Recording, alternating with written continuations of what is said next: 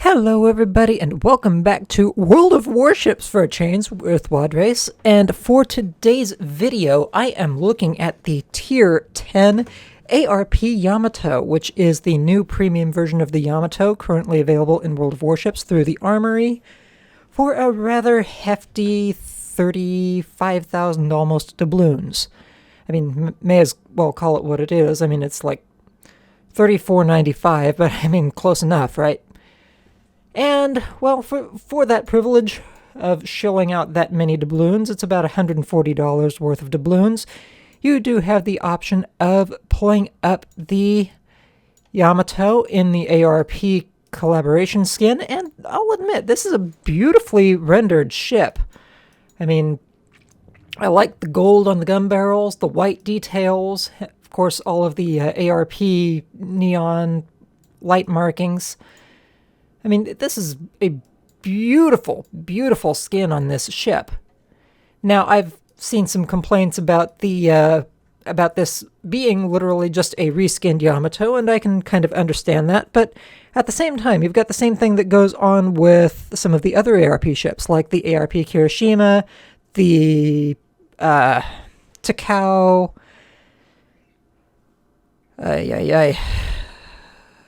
and a few of the other ones that are just escaping my memory right at the moment. I know I have a good number of them in my port, or at least I used to at one point or other.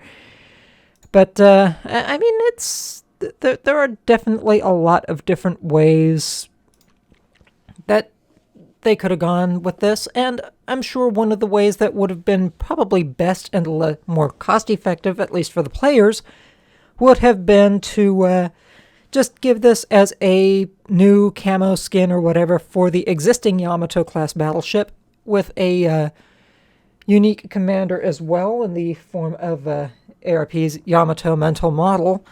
But, I mean, Wargaming wouldn't have really made a particularly high profit margin on that now, would they? So, of course, here we go. And the argument can also be made there in the same sense that you've also got the Musashi, which is in-game, and all that got was a camouflage reskin. But I think about it from this perspective in that the Musashi is already a premium ship. It's really... And that one's already been skinned for another collaboration with High School Fleet, so why not just offer it for offer a new camo for it for the other collaboration and call it done.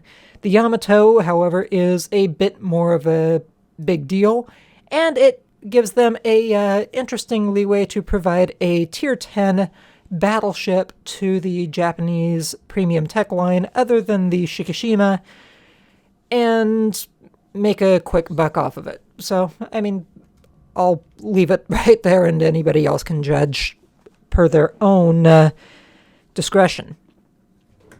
Now, obviously, I've gone ahead and gotten it. Why? Because I just wanted it personally, and that's beside the point.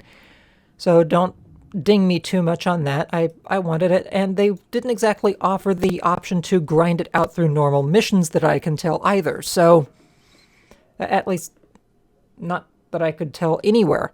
So I went with just about the only option that I had for getting it, unless they're coming out with some sort of a grind for it later that I have not heard about at all. So just throwing that out there as well. Now getting it, I only got the Yamato. I did not get the full-on bundle with the Musashi reskin or the unique upgrade module, primarily because I really kind of think the Yamato's main battery upgrade module is kind of lousy anyway.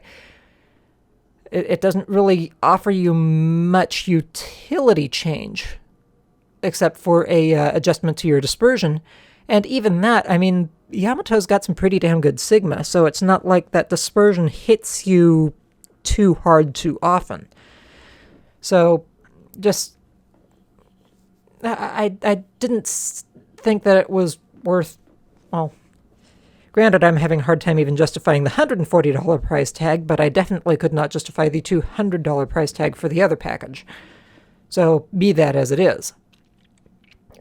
On that note, though... sorry.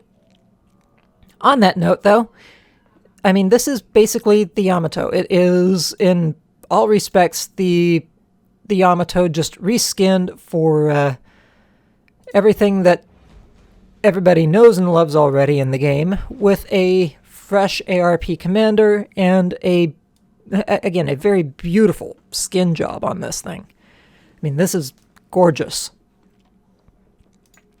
It can be built in just about all the same ways, and, I mean, really not much else to say there.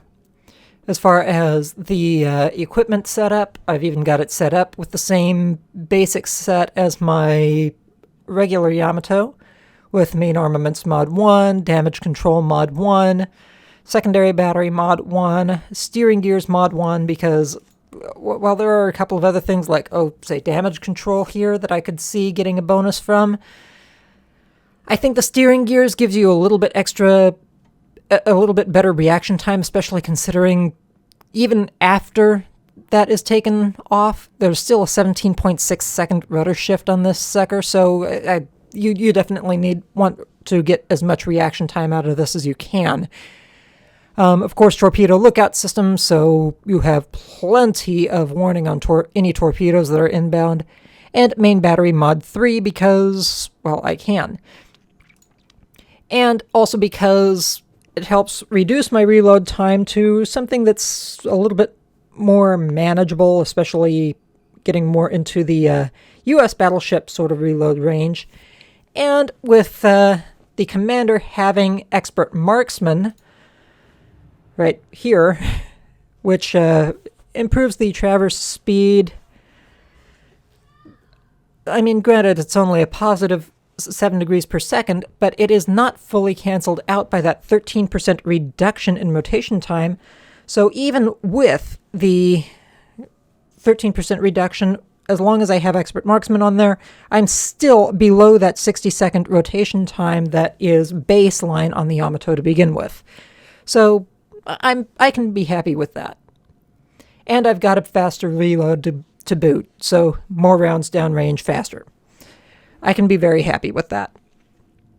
Again, all it really takes in that regard is a little bit of extra planning for my shots, but that's really about it.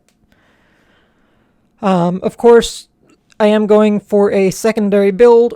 Commander still needs a little bit of work here, looking at going into the BFT, AFT, and manual secondaries for those skills, those last 3 skills that I would choose for grade 3 and 2 grade 4s for the 19 points.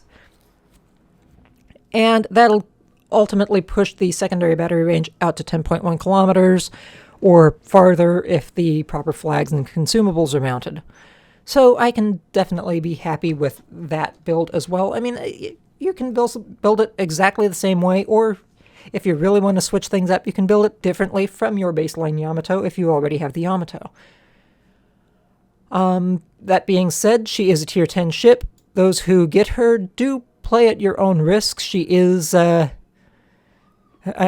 is tier 10, which means tier 10 matchmaking, which means facing off against more skilled players if you're a, as I call them, random spammer, or against slightly more skilled bots, at least if you're going into co-ops. And, I mean, take the time to get to know the ships a little bit better before you just drop in on this sucker uninitiated.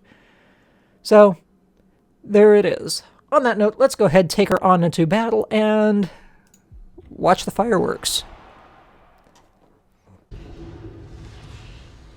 Okay, so it looks like we are operating on Haven for this match. We are at tier, well, of course, I'm in the Yamato. We're at tier 10, but it's a pretty good spread, tier 8, 9, and 10. Got a tier 8 CV, which will be fun to rain death and destruction from above on, if I get a decent shot at it. And Lord knows I'm going to make movements in that direction. There's an anchorage here.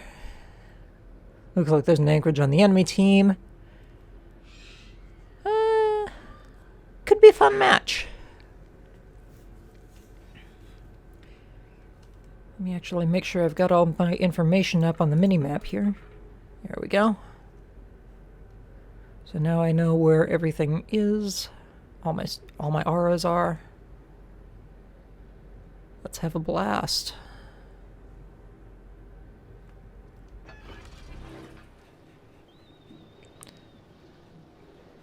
Let's see. Vladivostok.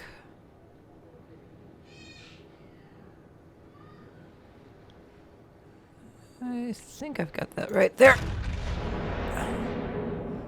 We'll find out as soon as those rounds hit. Or don't hit, conversely. It's a pretty long shot.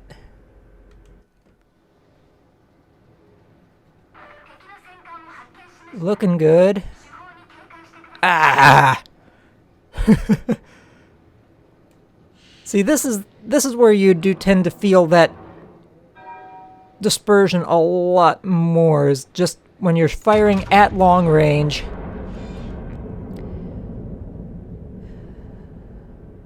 Trying to hit a moving target.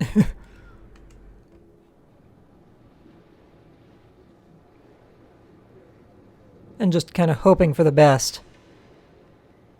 And yeah, one ricochet. But you know what? I figured it was a long shot. Ha ha ha ha ha. See what I did there? Just trying to hit that Vladivostok anyway. Let's see if I can do something to this Drake, though. That's much closer, and... oh, that's gonna hurt.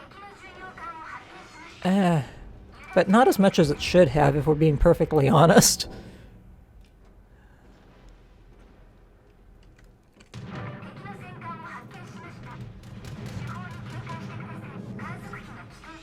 Thunderer.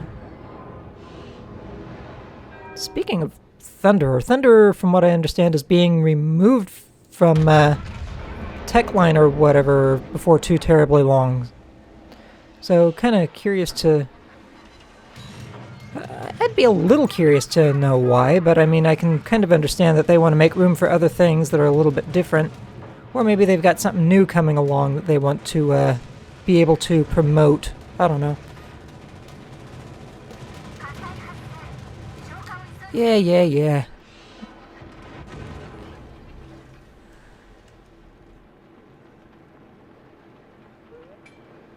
Okay.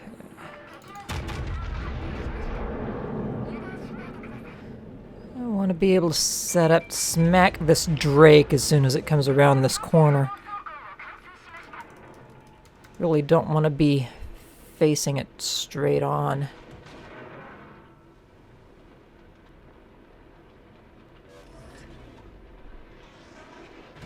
Not worried at all about that Thunderer.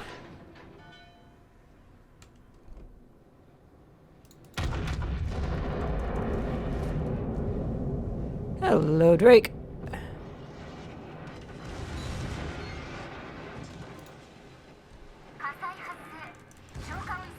Reversing would be a good thing any time now. Thank you.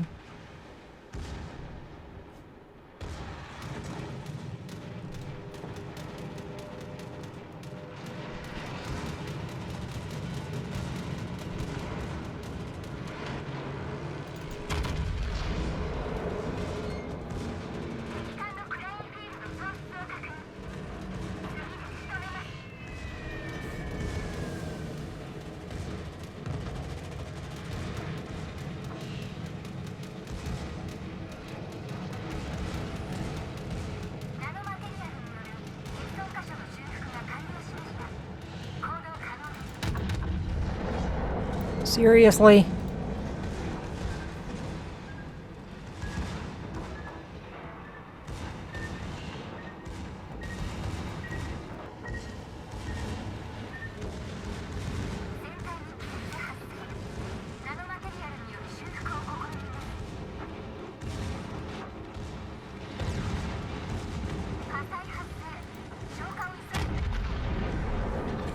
About time. Damn it.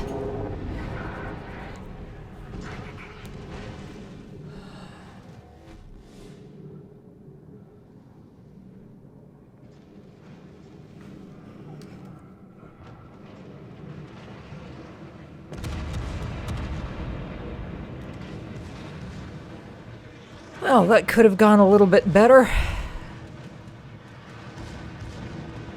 Probably, if it would have been nice if I had been backing away from that corner where the Drake came around just a little bit earlier, but oh well.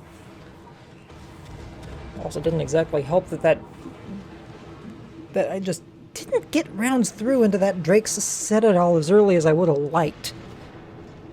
I mean, I thought I had good aim on that, but I guess my dispersion or maybe my angling just wasn't as good as I thought it was.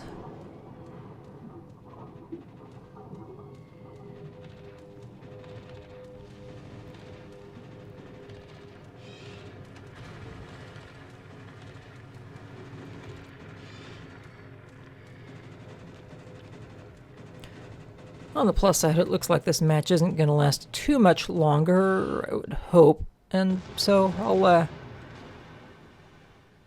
think I'll go ahead and just switch us over to the next match in line.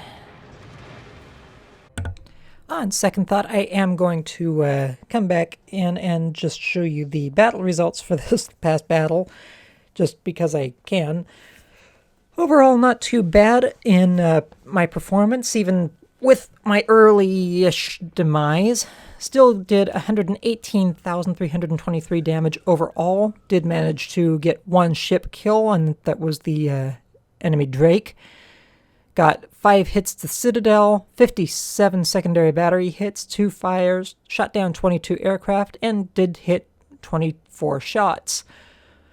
Overall, received 326,399 credits for the match, 6,641 EXP, 4,670 free EXP.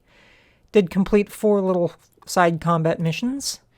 Team score, second on the team. Chung Mu definitely did the work for this match. I think he was responsible for sinking, well, yeah, he sunk the Shokaku and the enemy ARP Yamato. Let's see, detailed report. Did 45,580 to the enemy Drake, 35,500 to the enemy Anchorage, almost 30,000 to the enemy Thunderer, 7,600 to the GK, and, well, yeah, just, we won't even mention the Vladivostok. Overall, not too bad damage from high explosive or armor-piercing rounds. Got 9,000 from secondaries, 18,300 to enemy aircraft. Tanked a potential of 1.6 million damage. So, I mean, I didn't exactly perform too badly tanking. I just didn't tank enough, I guess.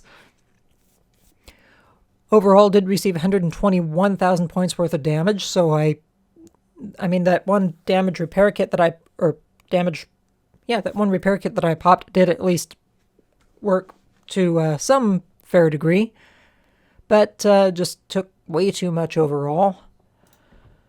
And final tally, I mean, I am running a number of modifiers here, so I do get the 27, or I come away with a income of a little over 250,000 credits, 277,000 to be precise, and Commander also walks away from the match with a whopping 12,946 EXP after all the bonuses, add-tos, takeaways, and even multiple ship bonuses. So, overall, not too bad, and definitely enough to hopefully get her up to something marginally approaching a reasonably skilled commander. I should probably elaborate just a little bit and state that the basic package for the ARP Yamato, that is just the ARP Yamato and nothing else really special, does only give you a 3-point commander, so just kind of be wary of that a little bit. You're not going to have a very high skill commander going right into it. That being said, if you have, if you're a skilled or a veteran player, you probably have a good bit of elite commander EXP sitting around, so you might just get this commander up to 19 points in the blink of an eye. But in my case, I haven't been playing much. I've been using my Elite Commander EXP. Otherwise, I'm a co-op main veteran, but I mean, that doesn't really mean I've got a whole shit ton of EXP just laying around. So that I've got to build her basically up from the 3-point scratch that she comes as for this package. And you know what? I'm not too upset with that. I would like to have a couple more points in her, but I'm really not. It gives me the ability to kind of let the ship evolve, I guess I should say.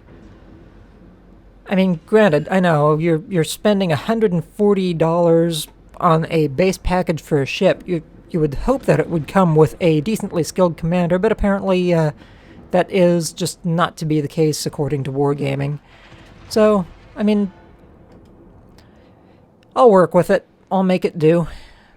I mean, I've already used up some of my Elite Commander EXP to get her up to, what, 7, 8 points? And at least get some of the decent skills that I'm not willing to just let slide into the ship. So, I mean, there is that at least. I'm not hurting too badly.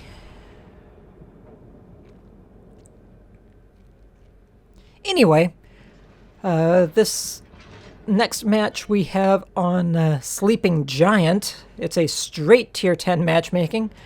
So this will be interesting. I say that about most battles, don't I? But, I mean, personally, from my perspective, it's true. I mean, all the battles are interesting in their own degree, or in own regard.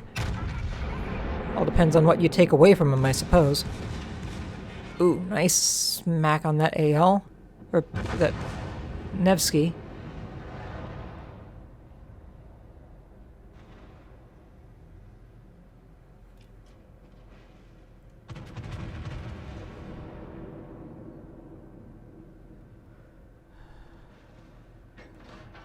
It looks like the friendly Nevsky is going to go down, but it's just a bot anyway. It's not like it's anything special. Love to get a shot in at this Kremlin.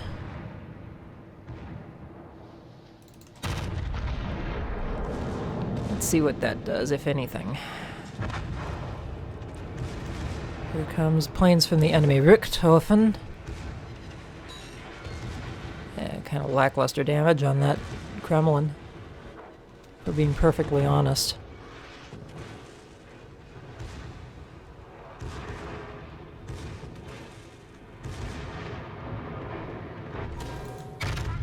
Really do not want to be giving you perfect broadside.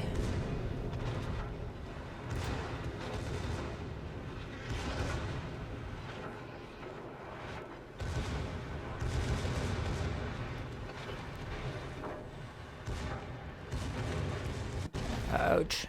That hurt.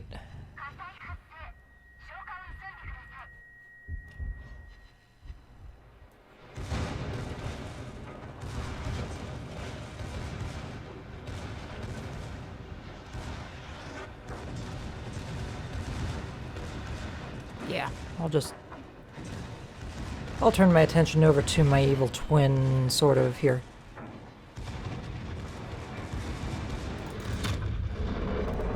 Oh, nice! Only one citadel, but still. Come on, turn. Please turn, please turn, please turn, please turn, please turn. Ha! Well, not quite the kill that I was hoping for, but I'll take it.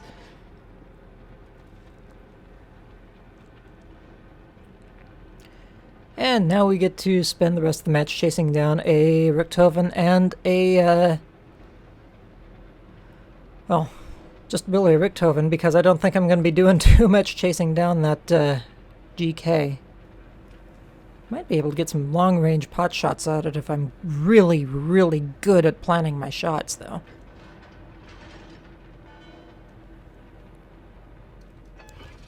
Let's see what I can do here, if anything at all. Pretty good wide turn. If those shots hit anything, I will be thoroughly impressed.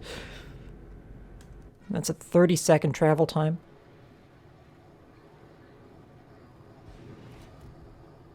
And it's not even continuing its turn in the first place, which would have been necessary in order for those shots to hit, so yeah. Planning for 30 seconds. I mean, seriously? Let's see what that does, if anything. Maybe I'll get lucky.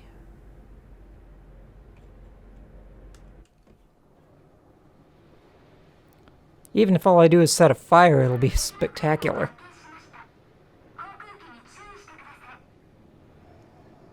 GK's not exactly the fastest, is it?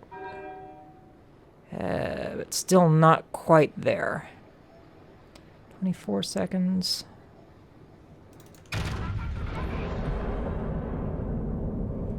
And there's the Richthofen in sight, so I think I'm just going to switch over to the MVR. Again, I'll be amazed if any of my shots hit that GK.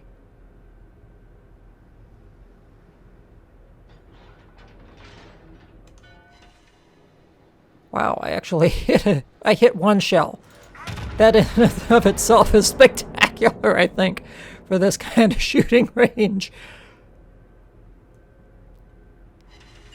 MVR, however, absorbs 4 shots. Much happier with that tally. Set this up so that the next shot switches for AP, because it looks like I'm going to have a beautiful broadside.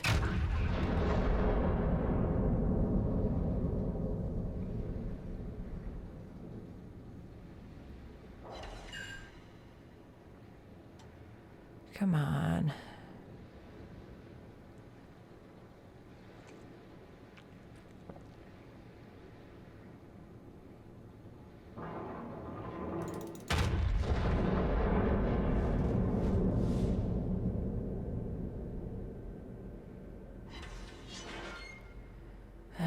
Good solid hit, but not enough damage.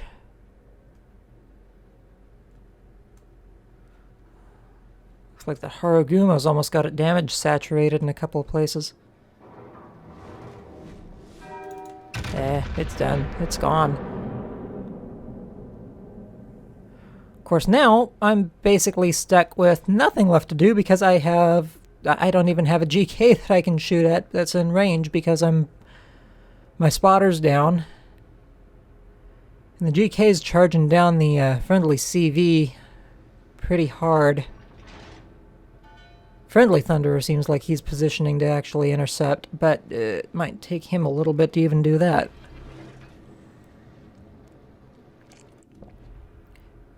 See if I can turn to get something on that GK, but I can't make any promises.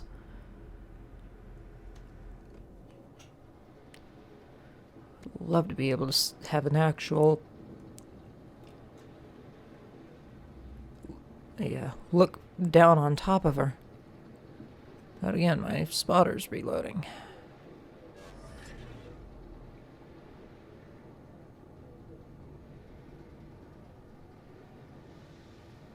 I wonder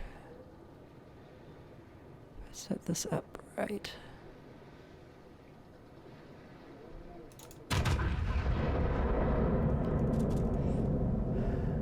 Switch back over to HE because I don't think that's going to do much of anything. Especially if that GK's turning in. Yeah, it's turning in. It's not going to... That's basically just going to bounce right off of it even if it does hit.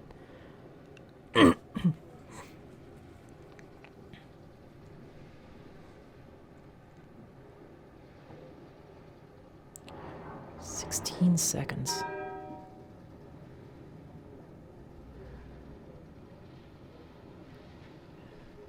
Is it turning in? No.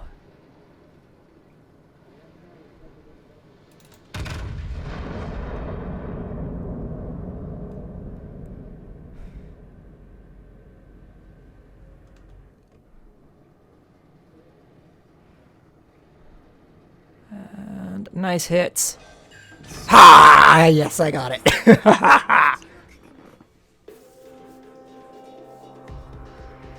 Ooh. Even better income than the last match. So 348.5 credits for the match, 7,013 EXP, 4,922 free EXP, 140,000 damage done, 45 main battery hits, 3 given kills, 5 fires, 1 hit to a citadel, 114 secondary battery hits, and even 1 spotting. Let's see, overall team score, second on the team behind the Harugumo. Harugumo definitely worked his butt off for that, so he earned that. I think I may even just give him a quick compliment. So, detailed report, 55-2 to 1 enemy GK, 37 to the enemy Yam, 4,000 to enemy GK, 24-5 to the enemy Nevsky, 14-8 to the enemy Richthofen, and 4,400 to the enemy Kremlin. Let's see, main battery, whopping 88,000 points worth of damage. Secondary tallied another 12,000 and got 40,000 in fires. Potential damage tanked of only 750,000. I mean, that's still respectable. 20,000 damage in spotting, though. I think I got that spotting for the MVR. Spotting the MVR for the Harugumo. And then, let's see, high explosive, armor piercing damage. I mean, took 76,000 points worth of damage and 19,000 in fires, but I mean, I lived, and that's really what matters. Final tally, we've got over 250,000 credits earned, 273,000 credits, so hey, I'll take it. And Commander walks away from this match with 13,673 EXP after all the bonuses, add twos, so on and so forth. So definitely not a bad match.